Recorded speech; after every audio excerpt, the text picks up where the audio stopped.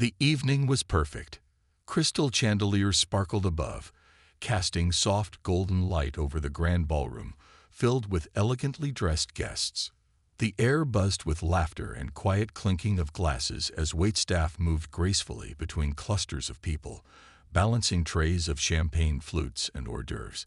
It was the kind of party where everyone seemed to be trying just a little too hard. Diamond necklaces glittered under the lights, designer suits caught reflections from the polished marble floors, and conversations carried an undertone of competition. This wasn't just any gathering. It was a showcase of wealth, power, and influence. Among the crowd stood a young woman in a simple black uniform, her apron tied neatly around her waist. She blended into the background, almost invisible against the backdrop of luxury.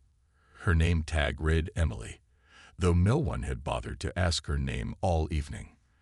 To most guests, she was just another faceless server, there to fill their glasses or take away empty plates without interrupting their important discussions. But Emily didn't mind. She had learned long ago how to keep her head down and focus on the task at hand. Still, she couldn't help but feel a pang of discomfort whenever someone dismissed her with a wave or spoke to her like she wasn't even human. At one corner of the room, a man stood taller than the rest. He was impeccably dressed, his tailored suit screaming money, and his confident stance commanding attention. His sharp eyes scanned the room, occasionally pausing to sneer at something or someone he deemed unworthy. This was the host of the evening, a self-made millionaire known for his bold business deals and equally bold personality. People called him intimidating, but he preferred to think of himself as brutally honest. And tonight, his gaze landed squarely on Emily. She was struggling to balance a tray loaded with drinks when he approached her. His lips curled into a smirk as he watched her fumble for a moment before regaining control. "Well, well," he said loudly enough for nearby guests to hear. "Looks like we've got our very own acrobat here." A few people chuckled uncomfortably, glancing at Emily with pity mixed with amusement. "Careful now," he continued, his tone dripping with mockery. "Wouldn't want you spilling anything expensive. I assume handling champagne isn't exactly your area of expertise, is it?" His words hung heavy in the air, sharp and cutting. Emily froze for a split second, her cheeks burning red. She wanted to say something clever, to stand up for herself, but instead, she forced a polite smile and muttered, "No, sir, I'll be more careful." As she walked away, she could feel the weight of his gaze following her. For a brief moment, she considered walking out right then and there, but something inside her refused to let him win. Instead, she straightened her back, took a deep breath, and reminded herself why she was here. Not for him, not for these people, but for herself.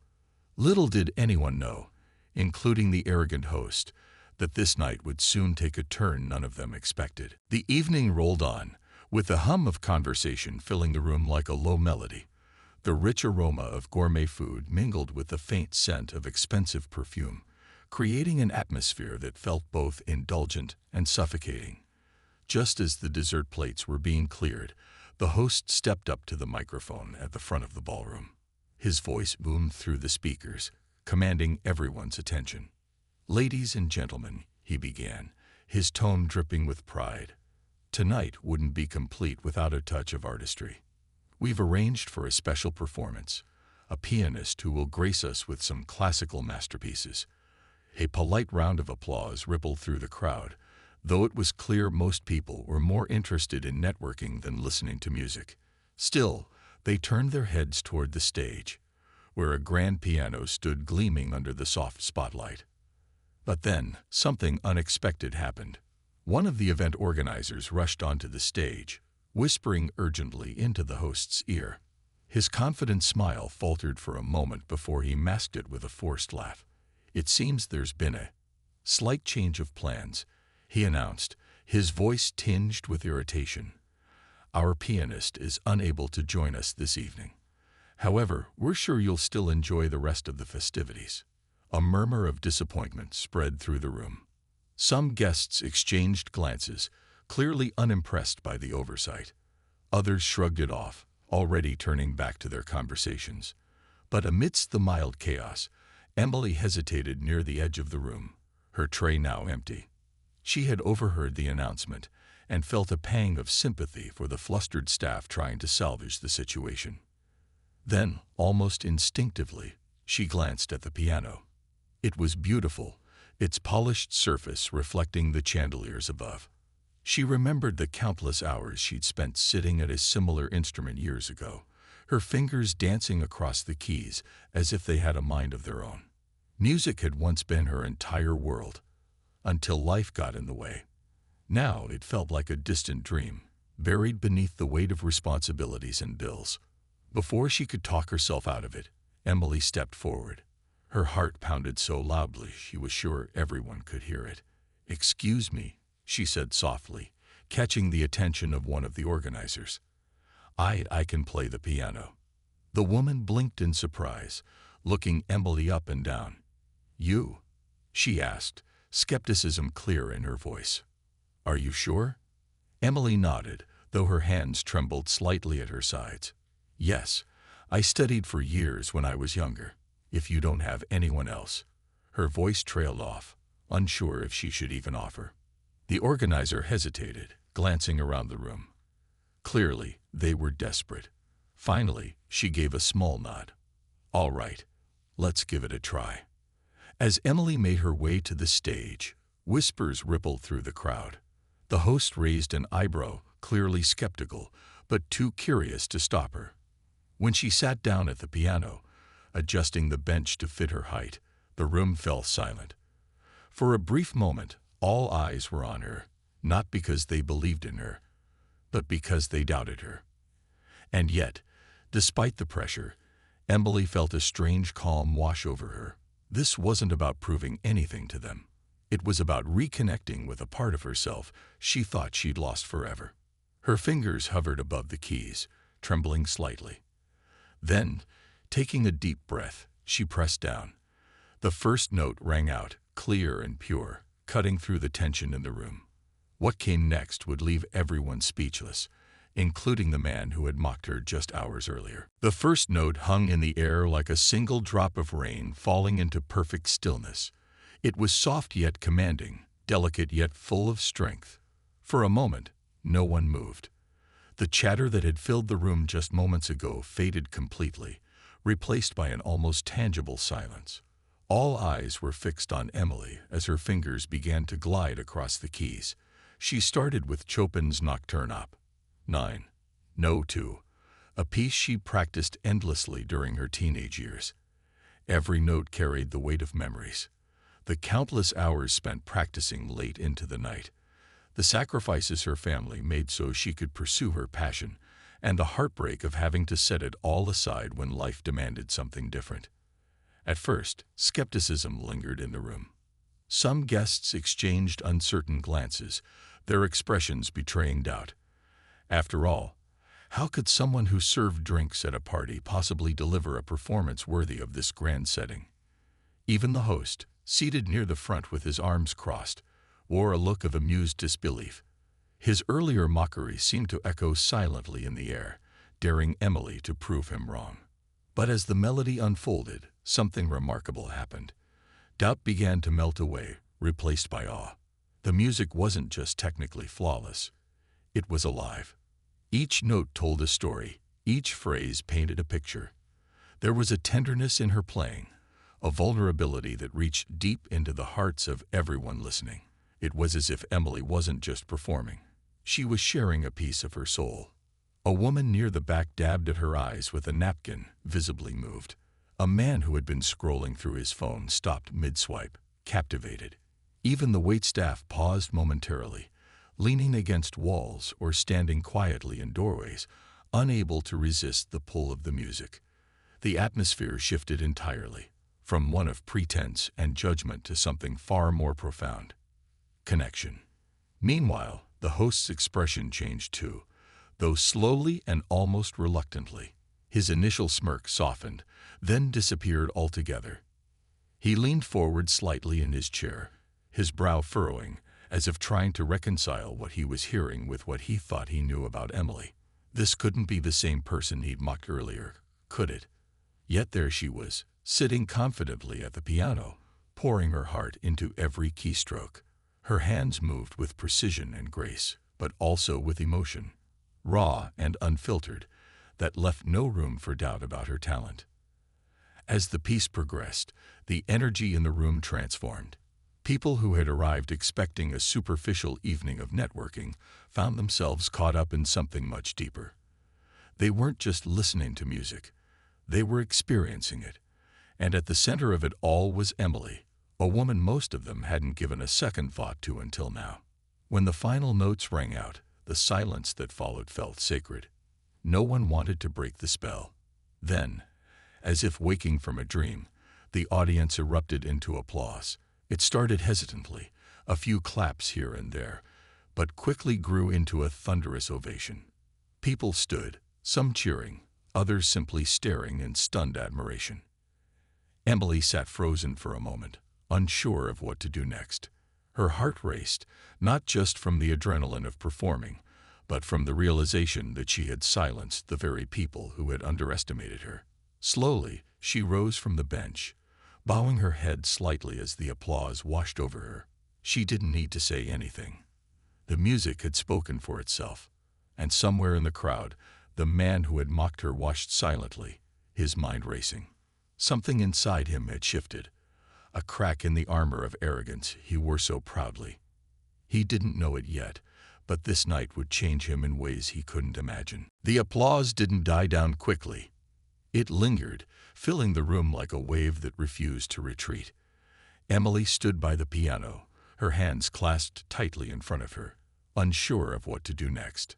She hadn't planned for this moment, hadn't even dared to dream it could happen. Her heart was still racing, not just from the performance, but from the overwhelming response. People were on their feet now, some clapping so hard their palms turned red, others calling out words of praise. A few even wiped tears from their eyes, touched by something they couldn't quite put into words.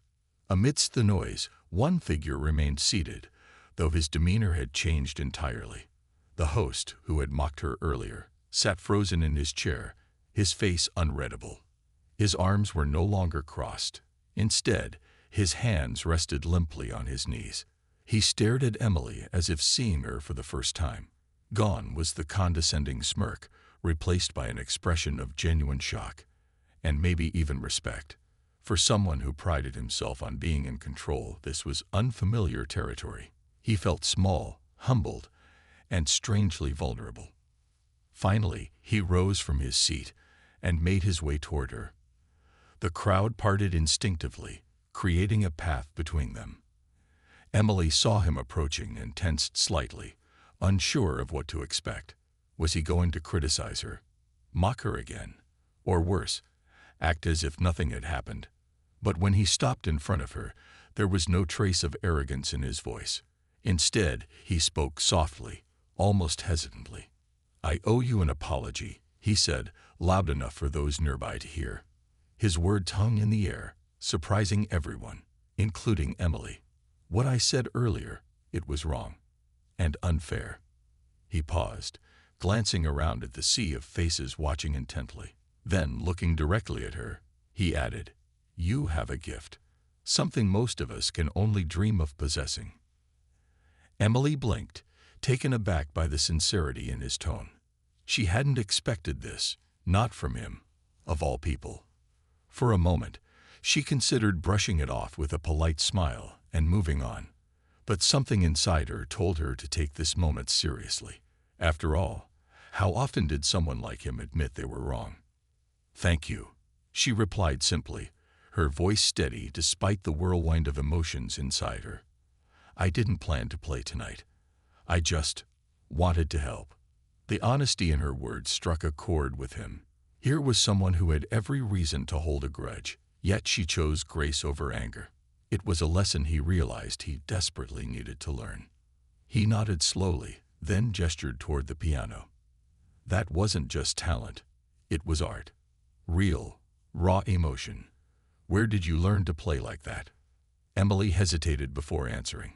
Talking about her past wasn't easy, especially in front of a room full of strangers. But something about his question felt genuine, as if he truly wanted to understand. "I started young," she began, her gaze drifting to the piano. "My parents saved up for lessons when I was a kid. I loved it, more than anything. But life, well, things got complicated. We couldn't afford it anymore, so I had to stop." Her voice trailed off, but the unspoken pain behind her words was clear. The sacrifices, the dreams left behind, they weren't unique to her, but they carried weight nonetheless. The host listened intently, his earlier bravado replaced by quiet reflection. "I'd like to make amends," he said after a beat. "If you're willing, I want to help you get back to music. Properly, this time. Lessons, performances, whatever it takes." Emily's eyes widened in surprise. She hadn't seen this coming. Part of her wanted to say yes immediately, to grab the opportunity with both hands. But another part, the cautious, practical side, told her to think carefully. Still, she managed a small smile. "That's very kind of you. I'll need some time to think about it." He nodded, understanding.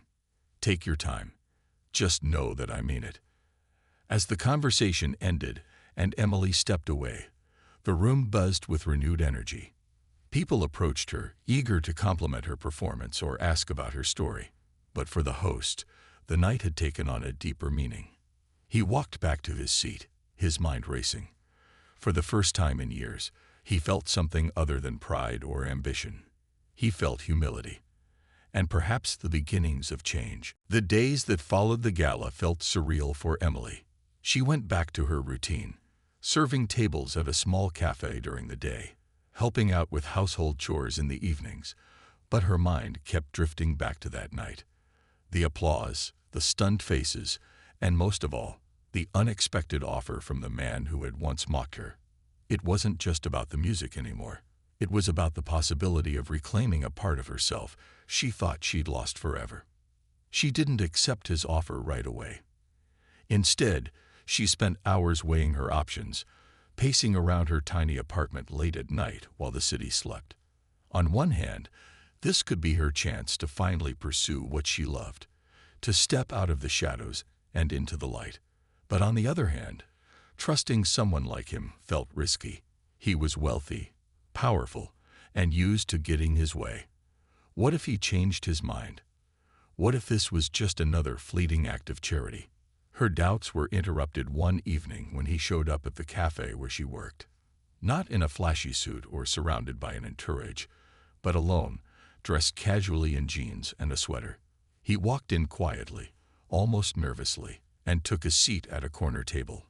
When Emily approached him with her notepad, she couldn't help but raise an eyebrow. "This is a surprise," she said, keeping her tone light. "I wanted to talk," he replied, his voice softer than usual, without all the distractions. They sat together after her shift ended, talking for hours over cups of coffee that grew cold. He shared pieces of his own story, how he clawed his way to success, but often felt empty despite his achievements.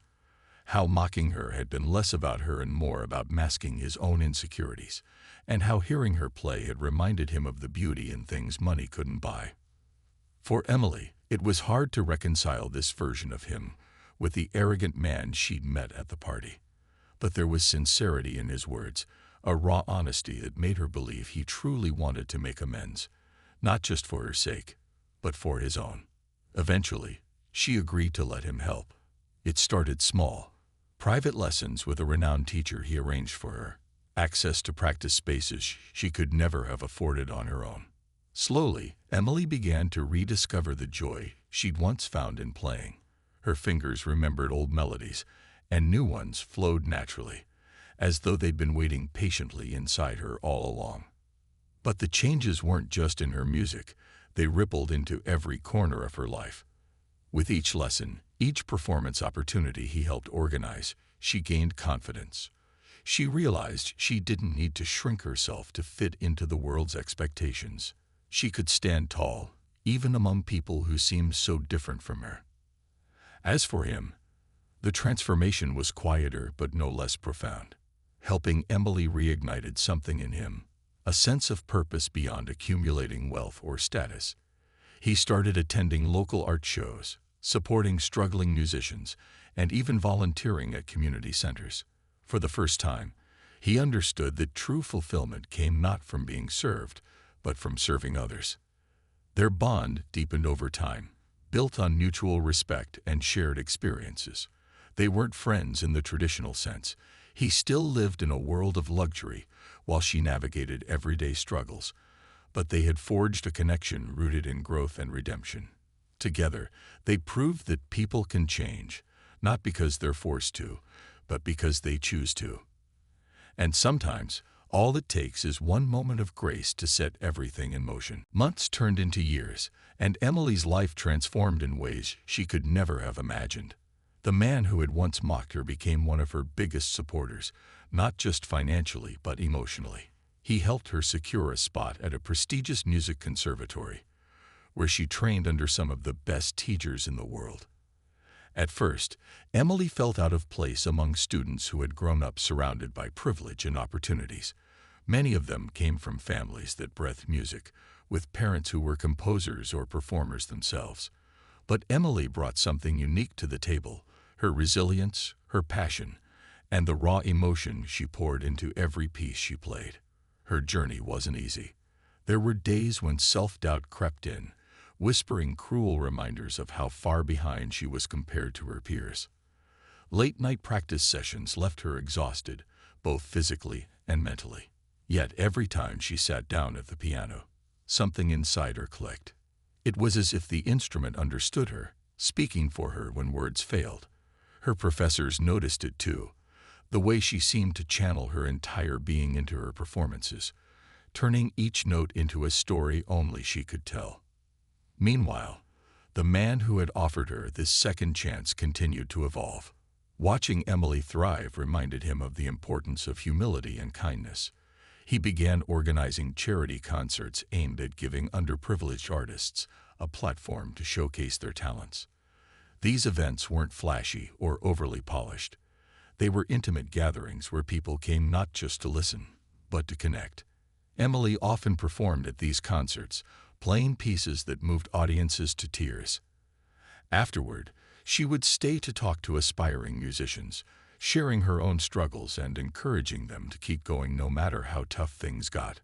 One particular concert stood out, a small event held in a community center on the outskirts of town. The audience consisted mostly of locals, families, kids eager to learn an instrument, and elderly folks who simply loved music. Emily played Beethoven's Moonlight Sonata, her fingers gliding over the keys with effortless grace. When she finished, the room erupted into applause, but what touched her most was the look in people's eyes.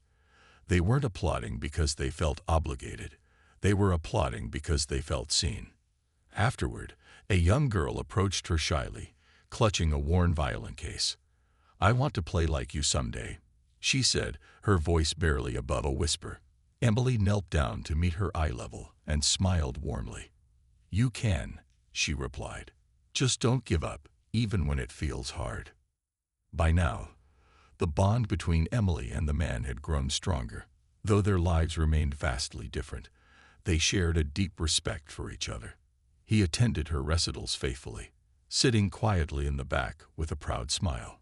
She, in turn, encouraged him to continue his work supporting others, reminding him that real wealth wasn't measured in bank accounts, but in the lives he touched. As Emily's reputation grew, so did her confidence. She started composing her own pieces, drawing inspiration from her journey. The struggles, the triumphs, and everything in between. Critics praised her work, calling it authentic and deeply moving. But for Emily, the greatest reward wasn't the accolades. It was knowing she had inspired others to believe in themselves. And through it all, the man who had once underestimated her watched with quiet pride. He knew he hadn't just helped Emily, he had learned from her. Their unlikely friendship had taught him that greatness isn't about power or money. It's about lifting others up, even when you least expect to be lifted yourself. Years later, Emily stood backstage at Carnegie Hall, her heart pounding so hard she could feel it in her fingertips. This was the moment she had dreamed of since she was a child, the moment that once felt impossibly out of reach. She glanced at herself in the mirror, smoothing down the fabric of her elegant gown. Her reflection stared back at her, but it wasn't the same young woman who had nervously stepped onto that stage years ago to play for a room full of strangers. She looked confident now, radiant even, as if every challenge she'd faced had polished her into someone stronger and more resilient. The crowd buzzed outside, anticipation crackling in the air. Among them sat the man who had played such an unexpected role in her journey. He was older now, his hair streaked with gray, but there was a softness in his expression that hadn't been there before. As he scanned the program, his eyes lingered on the dedication page. It read, "To everyone who dared to believe in themselves, in others, and in the power of kindness." He smiled faintly, knowing exactly what those words meant. When Emily finally walked onto the stage, the applause was thunderous. She paused for a moment, taking in the sea of faces illuminated by the golden glow of the hall's chandeliers. For a split second, she thought about how far she'd come, from serving drinks at parties to standing here, ready to share her music with the world.